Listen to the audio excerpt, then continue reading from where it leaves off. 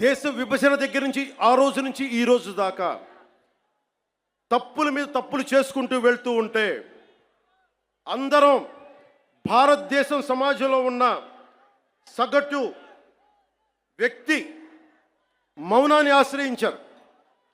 వాళ్ళు రాజకీయ నాయకులు కావచ్చు, ఉన్నత స్థానాల్లో ఉన్నవారు కావచ్చు, పెద్ద పెద్ద ప్రసార మాధ్యమాల్లో ఉన్నవారు కావచ్చు,